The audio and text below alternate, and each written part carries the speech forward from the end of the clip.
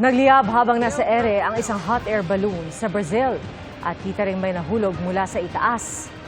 Tuluyang humiwalay sa parachute valve ang basket kung saan nakasakay ang mga turista. Bumagsak ito sa gubat. Ayon sa mga otoridad, 8 ang nasawi at 21 pasahero nito. 13 ang nasagip at dinala sa ospital, hindi pa isinasa publiko ang kanilang kalagayan. Iniimbestigahan ang disgrasya. Kamakailan lang may bumagsak ding hot air balloon sa Brazil na ikinamatay naman ng isa. Bukas na po ang itinakdang deadline kay Vice President Sara Duterte para sumagot sa summons ng impeachment court. At si Pangulong Bongbong Marcos sinabing pinili niyang hindi makialam sa impeachment trial ng Vice Presidente. Nakatutok si Tina Panganiban Perez.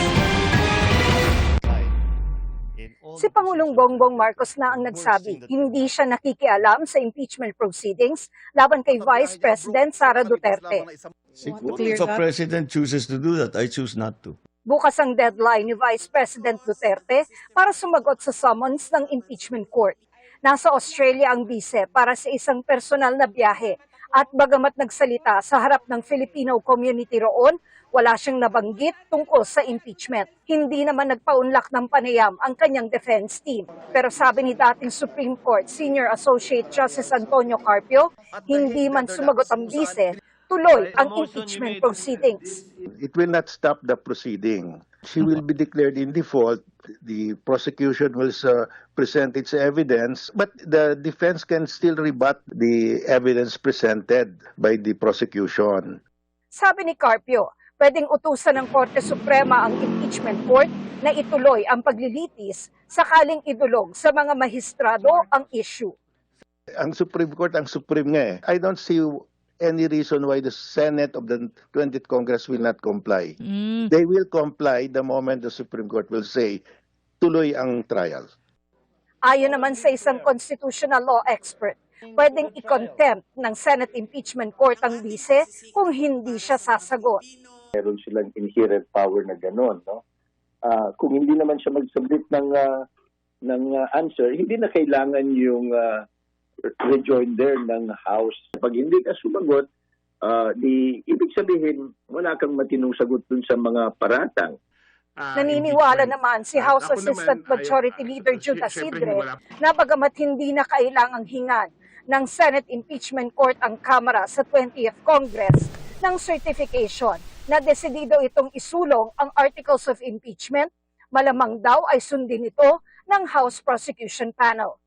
Verified, validated, and we signed it in front of the Secretary General. For me, that is sufficient already. Para sa GMA Integrated News, Tina Panganiban Perez, nakatutok, 24 oras. Kinuwestiyon ni Ombudsman Samuel Martires kung bakit sila binigyan ng Kamara ng kopya ng committee report kung hindi pala ang mga ito ang magiging complainant sa reklamo laban kay Vice President Sara Duterte. Kaugnayan sa investigasyon ng Kamara sa paggamit ng confidential funds ng OVP at DepEd. Ayon kay Martires, itinuturing nilang ang committee report tulad ng iba pang ibinigay dati ng Senado at Kamara. Posibleng nalito at naguluhan lang daw si House spokesperson Princess Abante na nagsabing hindi sila nag-file sa Ombudsman ng criminal at administrative complaint laban sa Vice Presidente. Ayon kay Martires, mismo ang Secretary General ng Kamara ang nag-endorse sa Ombudsman ng committee report mula sa Committee on Good Government and Public Accountability. Tuloy daw ang investigasyon nila. At bibigyan daw nila ang Kamara ng sapat na oras para isumite ang pledge nito, oras na magkontra sa laysay ang bise at iba pang respondents. Kung hindi raw makikipagtulungan ng komite ng Kamara, mapipilitan daw ang Ombudsman na i-cite in contempt sila. Pinuri naman ng chairman ng komite na si Representative Joel Chua ang anyay mabilis ang aksyon ng Ombudsman para simulan ang preliminary investigation. Anya, unusual at significant na nilaktawan ng Ombudsman ang karaniwang fact-finding phase. Nakita raw agad ng Ombudsman ang kalakasan ng kanilang committee report kahit wala pa silang ebidensyang ipinapasa. Dahil naging complaint na ito, handa raw silang gampanan ang papel nila bilang complainant. Pero anya, walang formal complaint na ginawa ang House Committee. Stretch the stress away. Sa pagdiriwang ng International Day of Yoga, sabay-sabay na nag-yoga ang ilan. Ang magandang epekto ng yoga, Alamin sa pagtutok ni Bon Aquino. Inhale, exhale. Sabay-sabay na nag-yoga ang nasa 400 participants sa pagdiriwang ng International Day of Yoga sa University of Perpetual Health Delta Sports Complex sa Las Piñas. Ang yoga ay isang ancient practice na nag-originate sa bansang India. Nakiyoga rin sina Ambassador of India to the Philippines, Shri Harsh Kumar Jain, at United Nations Resident Coordinator sa Pilipinas na si Arnold Peral. This year's theme, Yoga for One Earth, One Health, reminds us that well-being is not just an individual pursuit, but a collective responsibility. It shows how much yoga has become centered to the lives of millions and millions of people around the globe, and how the governments also have been recognizing its importance. At syempre bilang beginner, sinubukan ko rin. Itong ginagawa namin, ang tawag dito ay Common Yoga Protocol. Medyo challenging siya.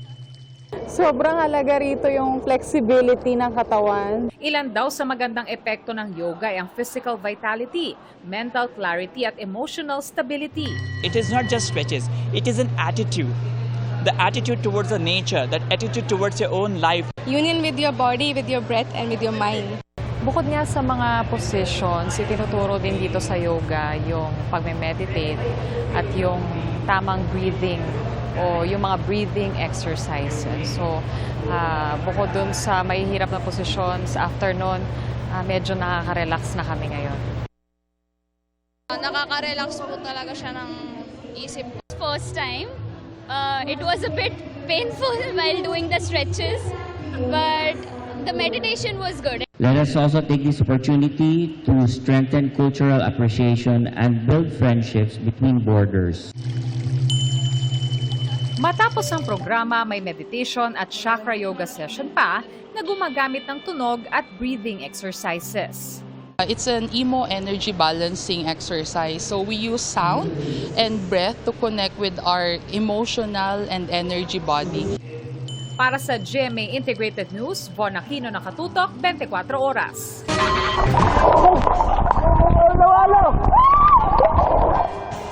Nagulat ang babaeng yan na makita ang makamandag na ahas na kung tawagin ay walo-walo. Nagtitili siya sa sobrang takot dahil lumapit ito sa kanyang balikat. Nag-aaral daw noon ang babae ng free diving lesson sa Mabini, Batangas ang maispatan ng ahas na lumalangoy papalapit sa kanila. Ayon sa video uploader na isang diving coach, mabuti na lang at walang natuklaw ang ahas. Ang walwalo ay sea crate.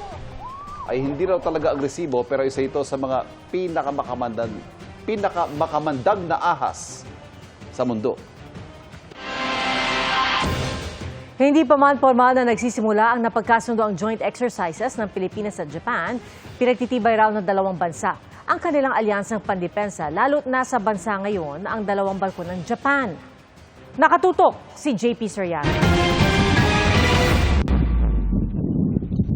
Mula Japan, dumating sa Pier sa Maynila umaga nitong Sabado ang JS Ise, isa sa pinakamalaking Yuga-class helicopter destroyer ng Japan Maritime Self-Defense Force. Sinalubong sila ng Philippine Navy Band. Isa ang GMA Integrated News sa nakasilip sa loob ng barko na nasa Pilipinas ngayon bilang bahagi ng Indo-Pacific Deployment 2025 ng Japan. Sa flight deck, kitang-kita ang lawak ng warship kung saan pwedeng mag-land ang military helicopters gaya ng SH-60K helicopters. Bukod sa makabagong command and control capabilities ng JS Ise, meron din itong anti-submarine at anti-aircraft capabilities.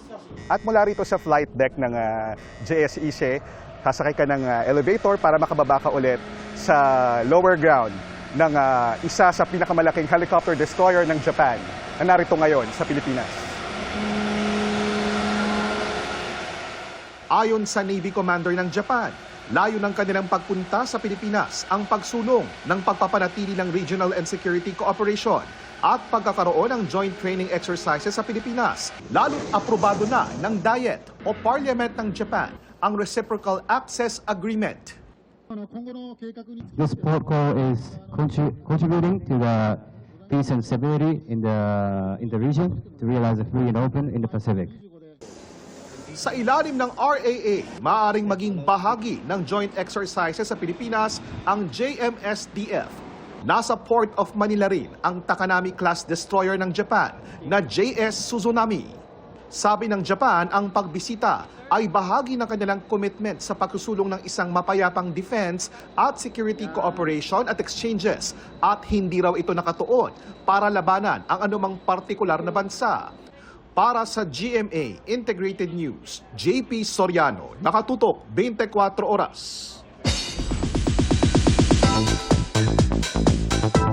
Isa ka rin ba sa mga na-LSS sa Hot Maria Clara song ni Sanya Lopez na binansagan bilang Asia's mekaniko ng netizens?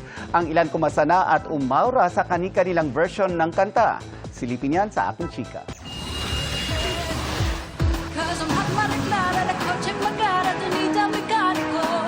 From the OG version,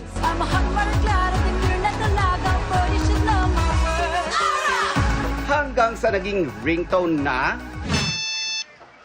Kasamhat mariklara la ko siya mag-ara doon ito mekaniko. gising talaga ang pagiging demure na dalaga mo kapag ito ang alarm mo. Hat mariklara la ko siya mag-ara doon ito mekaniko. Pero wait, is this the real Maria Clara na nagpa-practice pa raw para sa Independence Day?